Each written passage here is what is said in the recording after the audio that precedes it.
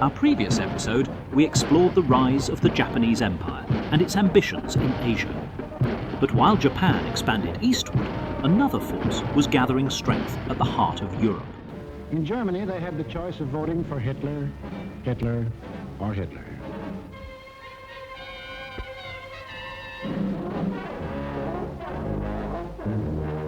Over here, John Q still read what he pleased. And although he heard of books being burned in other countries, he would have laughed if anyone had told him his books would ever be burned.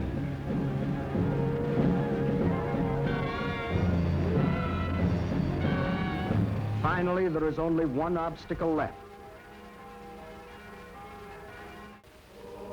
The word of God and the word of Führers cannot be reconciled. Then God must go.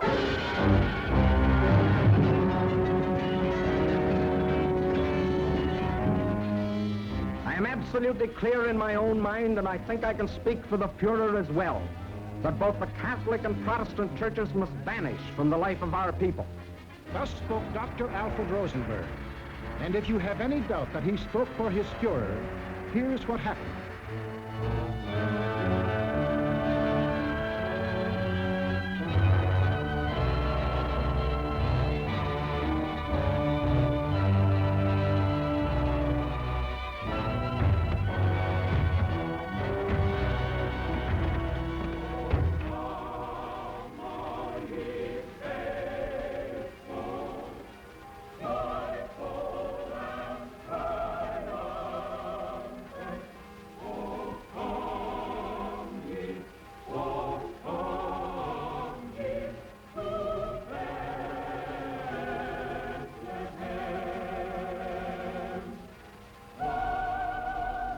Thousands of other men of God, Protestant, Catholic, Jewish, were persecuted, arrested, confined in concentration camps. Our Führer is the intermediary between his people and the throne of God. Everything the Führer utters is religion in the highest sense. It is only on one or two exceptional points that Christ and Hitler stand comparison, for Hitler is far too big a man to be compared with one so petty. Deutsches Volk hilft dir selbst. Jeder soll helfen. Their leaders told them that they were supermen. Herrenvolk, the Nazis called it. The master race, destined to rule all other peoples on earth. Take a good look at these humorless men. These were to be the rulers of the ruling race. Leben, auch ihr bürgerliches Dasein ist gesichert in diesem nationalsozialistischen Staat. Obey us blindly, and you will attain your rightful place in the world. All other people will be your slaves. That's what they promised them. That Americans, Chinese, Russian, South Americans, all free peoples would work for them and make them rich. And talking about money, these are the published figures from the German military budget. Actually, between 1933 and 1939, Hitler's program of rearmament cost more than $80 billion. The Nazis alone assembled a striking force of 30 panzer divisions, 70 motorized divisions, 140 infantry divisions, plus the Luftwaffe, the world's largest air force. And they had no raw materials. Think of the bread, the automobiles, the good things of life that the German, Italian, Japanese leaders might have given their people if they had spent this money for peace instead of war. You know what billions we are now spending to match their military force? No, these arguments were all smoke screens. When war came, the democracies proved to be the have-nots, and our enemies the haves. The symbols and the leaders change, but Germany's maniacal urge to impose its will on others continues from generation to generation.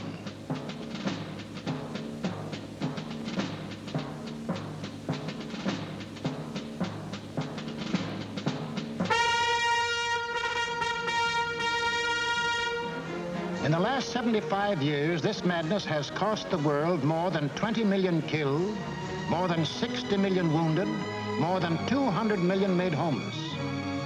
This does not include the untold millions that died of disease resulting from war, or the billions upon billions of dollars worth of property destroyed.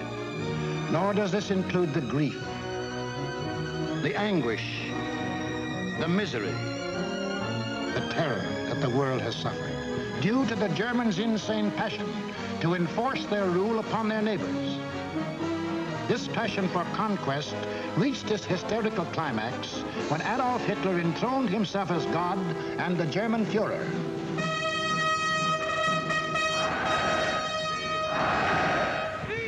What fantastic dreams was this humorless man dreaming as he stood at Nuremberg and looked down on his fanatic followers? In the Middle Ages, a plague of slavery descended on the world. Out of the wilds of Mongolia came a mighty army of fierce horsemen, led by Genghis Khan. Burning, looting, pillaging, the barbarian horde swept across Asia and Eastern Europe. Genghis Khan conquered most of the world of the 13th century. Adolf Hitler was determined to outdo him and conquer all of the world of the 20th. Set up at Munich was an institute devoted to the little-known science of geopolitics, vaguely defined as the military control of space. Germany's leading geopolitician, a former general, Karl Haushofer, was head man. Here was gathered together more information about your hometown than you yourself know. To the German geopolitician, the world is not made up of men and women and children who live and love and dream of better things. It is made up of only two elements, labor and raw materials. The geopolitician's job was to transform Hitler's ambition to control these elements into cold, hard reality. On their map, our planet is neatly divided into land and water. Water forms 3/4 of the Earth's surface, land only 1/4. And in that 1/4 of the Earth's surface lies the world's wealth, all its natural resources.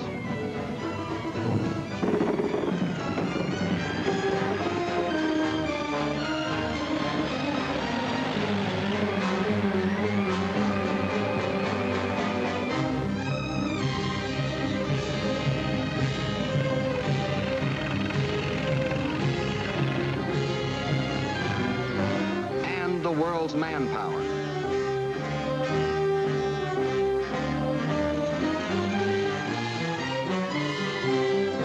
Control the land and you control the world. That was Hitler's theory. This all-important land, the geopoliticians now break up into two areas. One, the Western Hemisphere, which, together with Australia and all the islands of the world, including Japan, comprises 1/3 of the land area. The other area, which consists of Europe, Asia, and Africa, makes up the other 2/3. This supercontinent, which they call the World Island, is not only twice as large as the rest of the land area, but also includes 7/8 of the world's population. The heart of this world island comprises Eastern Europe and most of Asia. This they call the Heartland, which just about coincides with the old empire of Genghis Khan. Hitler's step-by-step plan for world conquest can be summarized this way. Conquer Eastern Europe, and you dominate the Heartland. Conquer the Heartland, and you dominate the world island. Conquer the world island, and you dominate the world.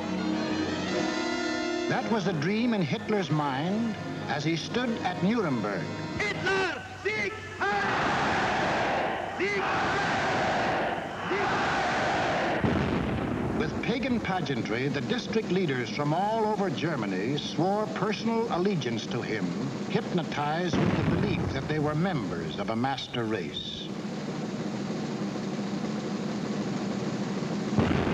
This film will deal with Act 1 of the Nazi bid for world power. the most fantastic play in all recorded history. Hitler had seen Hirohito grab off Manchuria and other territory from the Chinese. He had watched Mussolini get away with the rape of Ethiopia. He had seen the democratic world look the other way while these illegal aggressions were going on. And he smiled. For collective action to enforce peace, the only weapon he had to fear, had broken down. It was time now for the Nazis to start crossing borders. It was time for Hitler to put his plan into action. And what was he waiting for? He was waiting to soften up his victims, keep them from uniting.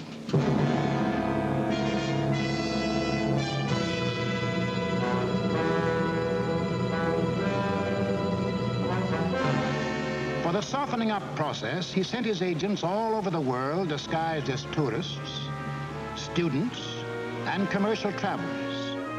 Payoff men like Ribbentrop came too, to bribe, threaten, and form local fascist parties such as de Grelle and his Rexist party in Belgium, such as Larocque and his Cross of Fire party in France, Henlein in Czechoslovakia, Seyss-Inquart and his National Socialists in Austria. In Britain, Sir Oswald Mosley offered himself to the people as a Hitler with an Oxford. In other words, I'm told that Hitler is mad. Well, I've got another view myself. Until the day when they would make easy Hitler's actual invasion, these subversive fascist organizations provoked riots and rebellions, creating scenes like these in France.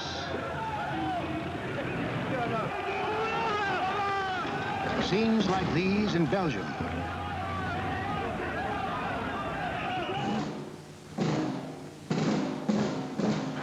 And where do you think this is? Right in Madison Square Garden, USA. And this is Fritz Kuhn, leader of a German-American Bund, hiding behind the American flag, but taking his orders from Berlin and copying the methods of Berlin. That was the softening up process outside Germany. But inside Germany, it was a different story. Here, in utmost secrecy, the hardening up process, building up Hitler's army and his industry. Tell the world we have no raw materials and never let them see what goes on. Day after day, night after night, month after month, year after year, we must have the world's most powerful club. Forget ours. Forget working conditions. Forget how to think. Forge the club of blood and iron. Let the democracies talk about freedom. No freedom here. No labor unions. No overtime. The Führer tells you where to work, when to work, how long to work, how much your work is worth. Forge the club of blood and iron. We have a sacred mission. Today we rule Germany. Tomorrow, the world.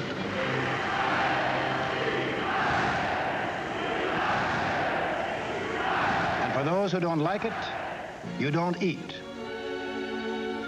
Or you disappear into a concentration camp. Or you get this. And this is the man who gives it to you.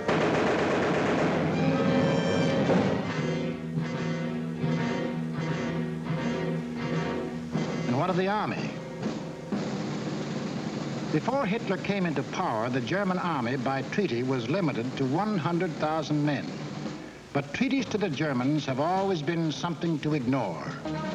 These 100,000 men were, in reality, 100,000 highly trained officers, the men who lead the Nazi regiments today. But Hitler didn't merely ignore the treaty. He tore it up, and in 1935 ordered national conscription. Simultaneously, he ordered German youth to become air-minded. Toy gliders filled the air. But as the boys grew bigger, so did the gliders. Soon these same youths were trained pilots, flying the new planes the factories were producing. The Luftwaffe was being assembled.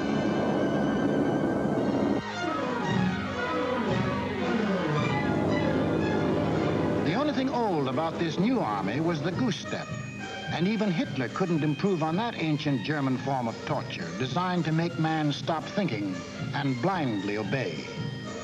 Goose step them until they become as insensible as weapons.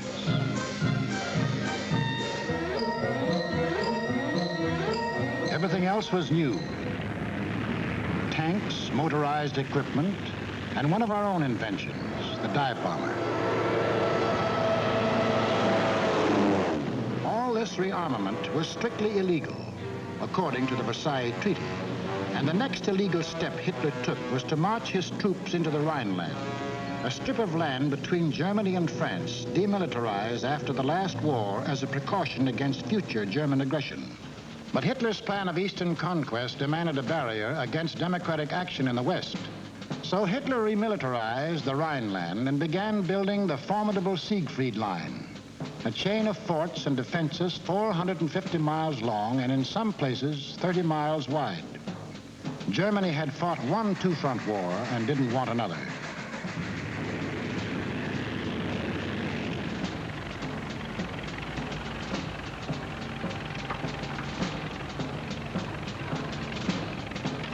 As many as 500,000 men worked as much as 20 hours a day to build 22,000 fortified positions on land, where, by treaty, no German soldier was supposed to set foot.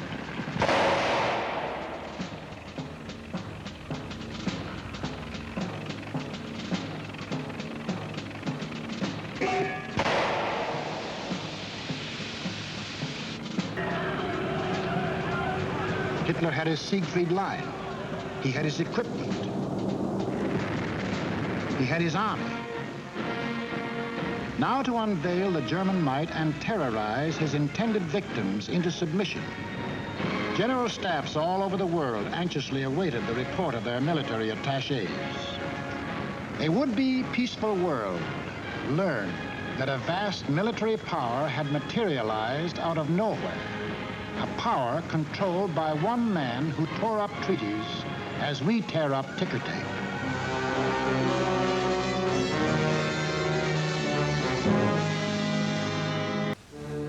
Satisfied they had created the right sense of fear in the world, the Nazi leaders were now ready to strike. The hour had come. It was time to start conquering Eastern Europe, according to the plan of Hitler's geopoliticians. It was time to win the domination of the heartland. Who would the first victim be? Naturally, the softest, Austria. Bite off just enough not to set the world against you. On March the 12th, 1938, without warning, the German armies marched over the Austrian border. It was really only a full-scale invasion test, and Hitler rode in triumph into Vienna. Even the very name of Austria disappeared from the map, though Hitler had promised earlier to the world the assertion that it is the intention of the German Reich to coerce the Austrian state is absurd. Why was Austria important to Hitler? It put him on the southern flank of Czechoslovakia, and Czechoslovakia was the key to the control of Eastern Europe. The German Chancellor Bismarck explained that years ago when he said, "He who would conquer Europe must first hold the bastions of Bohemia." And Bohemia was now part of Czechoslovakia. But Czechoslovakia was tough. It had a good army. It had good equipment. It had one of the finest munition plants in the world, the Skoda Works, which Hitler wanted very badly. It had incorruptible President Banish. It had a military alliance with France, and France had a military alliance with Britain. Hitler had to move carefully, find excuses to take Czechoslovakia one piece at a time. He found his excuse in the Sudetenland, a portion of Czechoslovakia bordering Germany. Here lived some people of German origin, although they had never been a part of Germany itself. That was Hitler's cue. Dem deutschen Volk eine neue Idee zu geben. Completely ignoring the fact that most people who left Germany had done so to get away from things like Hitler, he sprang his pet theory that every person of German blood, no matter where he lived, belonged to the Nazi Reich. Für unser Volk. Germans or descendants of Germans, often with no more than a drop of German blood in their veins, suddenly learned that they were godlike, not subject to the laws of the land in which they live and to which they owe their allegiance, whether it be Czechoslovakia, Norway, Sweden, China, the United States, or Timbuktu. According to the Nazis, the German was a special creature who remained forever German, to the 6th and 7th generation, and must take his orders from Berlin. Some people we know of German descent think this is a lot of hogwash.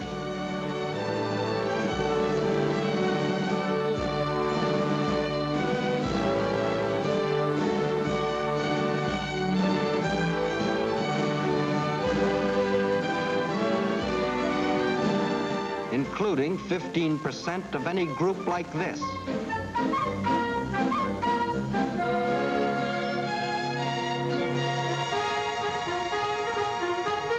But in the Sudetenland, he found some stooges who fell for this bunk. Konrad Henlein was their Bush League Führer. The people of the Sudetenland were told they should be liberated. They were told Hitler was their liberator. The Nazis smuggled over their standard softening up equipment, blackjacks. And when the Czechs were beaten up trying to combat his fifth columnists, Hitler screamed the Germans were being persecuted and threatened war unless he got the Sudetenland. It is the last territorial claim I have to make in Europe. I have assured Mr. Chamberlain, and I repeat it here, that when this problem is solved, there is for Germany no further territorial problem in Europe. We want no Czechs. To the League of Nations, Foreign Minister Maxim Litvinov announced that Russia stood ready to back concerted action against Germany. But once again, there was to be no concerted action. The Czechs mobilized and closed their borders. The leaders of France and Britain, desperately striving to avoid war, flew to meet the jubilant Axis leaders at Munich. On September 29th, in return for Hitler's guarantee of world peace, Chamberlain and Daladier prevailed upon Czechoslovakia to give up the Sudetenland without a fight. In Czechoslovakia, the Munich Pact was greeted by riots of protest. But Daladier returned to France to be greeted by cheers from a relieved French people. And in Britain, a happy Chamberlain came back declaring he had achieved peace, peace in our time. One of the most tragic and ironic scenes in all history. Peace, it wasn't peace. The Nazis hadn't merely got 3 million more souls under the German flag. By taking the Sudetenland, they had made Czechoslovakia defenseless. For in this territory lay the natural defenses, the mountain ranges, and a defensive line of forts considered even stronger than the Maginot Line. Without these fortifications, Czechoslovakia was disarmed, a ripe plum ready to fall into Hitler's lap. Within 6 months of declaring that he wanted no more territory anywhere, he violated the Munich Agreement, marched in, and took the whole of the Czech state, though he had specifically promised, "I have no further interest in the Czechoslovakian state. That is guaranteed. We want no Czechs." Austria and Czechoslovakia were gone without a fight, and Hitler was getting his control of Eastern Europe. Poland was next on the map. The tired old man of Munich now knew that there could be no peace in our time. But after his success at Munich, Hitler was sure that France and Britain would not fight. Here's what one of his spokesmen said. Democracy has no convictions for which people would be willing to stake their lives. But what about the Russians? The lights began to burn all night in Moscow. British and French military missions arrived to confer with the Soviet government. So did German representatives. And on August 21st, 1939, the world was set on its heels by the announcement of a treaty between the Russians and the Germans in which they agreed not to fight each other. Here were the admitted arch-enemies in a state of apparent friendship. It was too fantastic to make any sense. It didn't. The Germans hoped they could lull Russia into a false sense of security, and the Russians needed time to prepare for the fight they knew was coming. They'd read Hitler's book, Mein Kampf, too, and knew he had his eyes on the rich Russian land.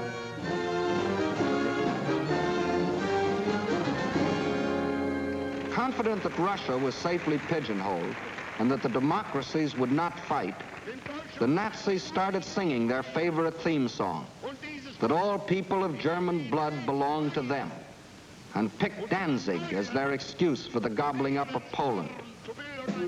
Danzig, a free city, self-governing under the League of Nations, was an important seaport at the head of the Polish corridor, Poland's access to the sea. The same old softening up process had gone on here. Local stooges, armed by Germany, began to terrorize the city. Hitler demanded Danzig and the Polish corridor, or else. The people of Poland prepared for the inevitable. Although they knew Britain and France had guaranteed their borders, they also knew those countries were a long way off.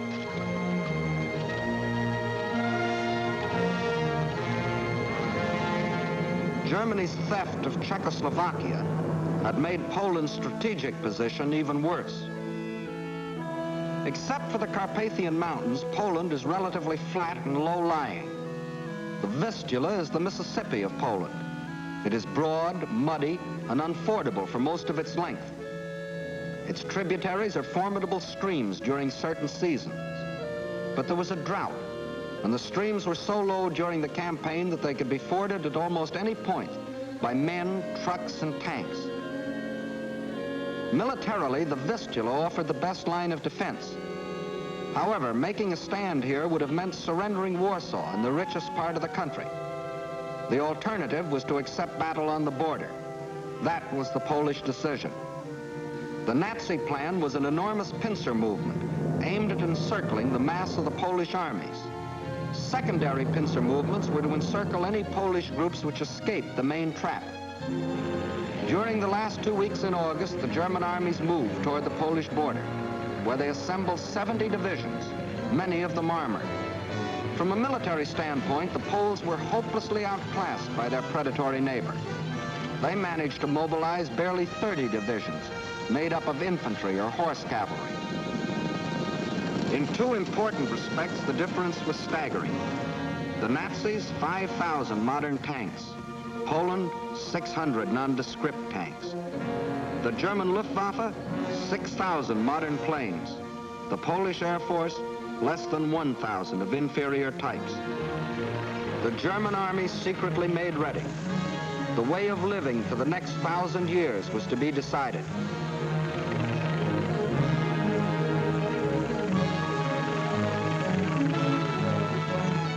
The fire that had begun in Manchuria and spread through China and Ethiopia and Spain would now blaze around the world.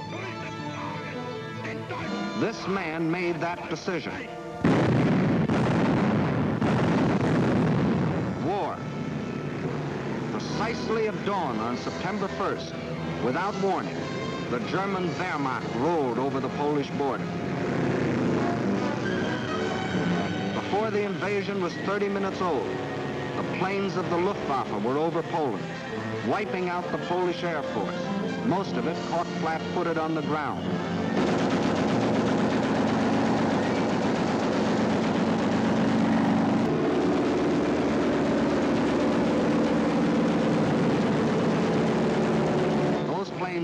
get off faced overwhelming odds and were shot out of the sky.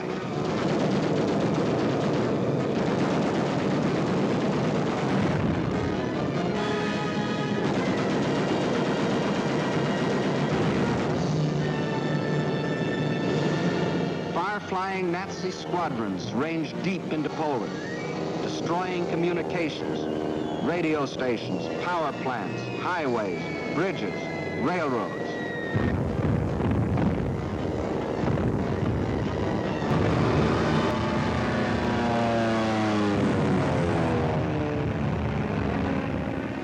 The Polish army was disorganized by the loss of its air force and the disruption of communications.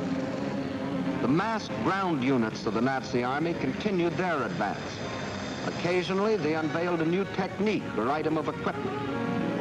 For example, advanced units of the German Fourth Army crossed the Vistula in a new type of storm boat.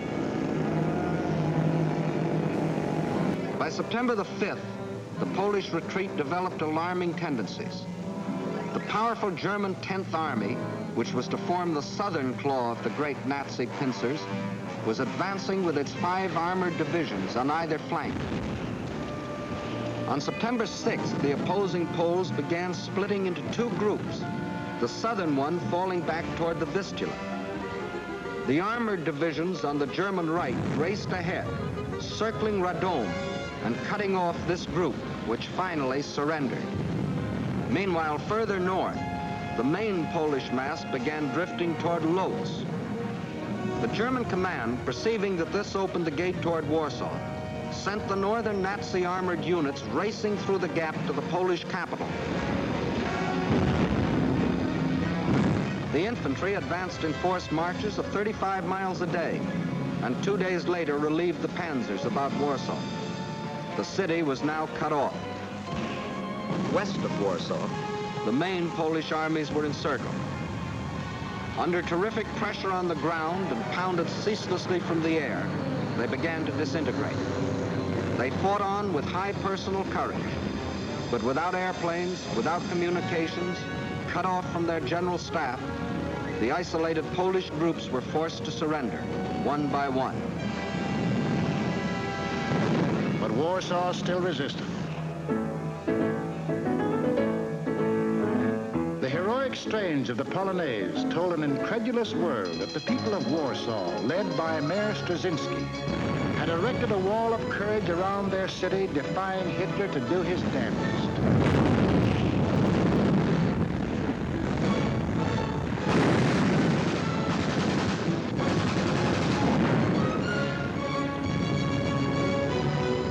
Stopped cold by the city's desperate resistance, the Nazis were forced to send for heavier artillery. The only source of such artillery was Germany's Western Front.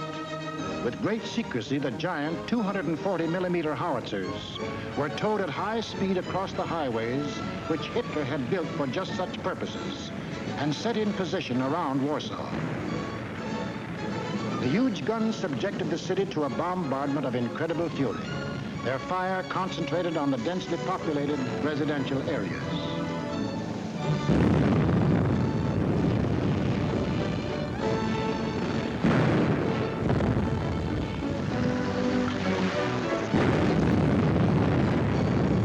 For 20 days of death and horror, every man, woman, and child fought to save his city.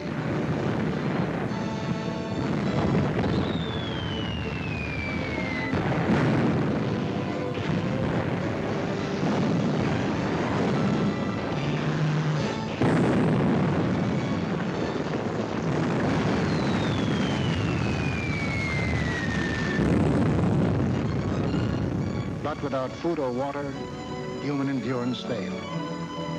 On September the 27th, the strains of the Polonaise died on the Warsaw radio, and the Polish capital was forced to capitulate.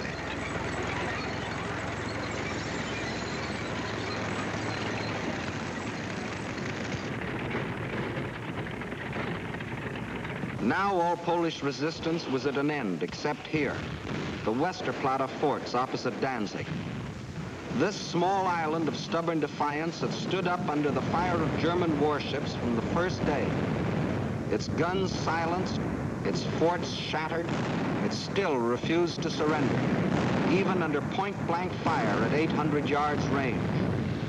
It was an exhibition of Polish valor that will go down in history, but militarily it could not avail. On October the 1st, the garrison at last surrendered.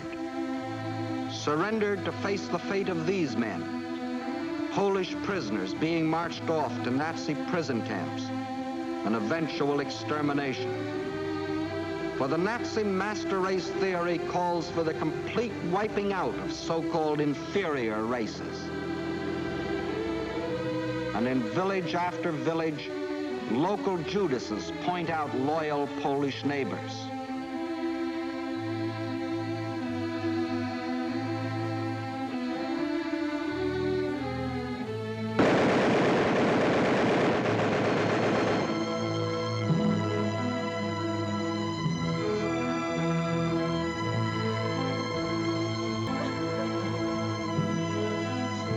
These things the Poles can never forget, including another one of Hitler's famous promises. Germany has concluded a non-aggression pact with Poland. We shall adhere to it unconditionally.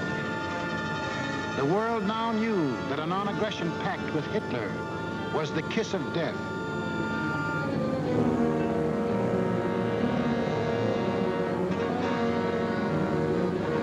Poland was completely destroyed. Completely?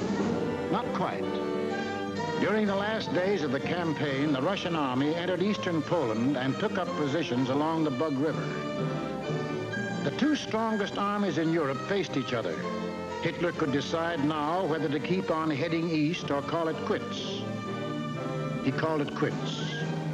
Why did Hitler quit here? He had to. To continue a drive to the east would leave Germany facing the threat he had always sworn to avoid, a two-front war. How he met that threat you will see in the next film.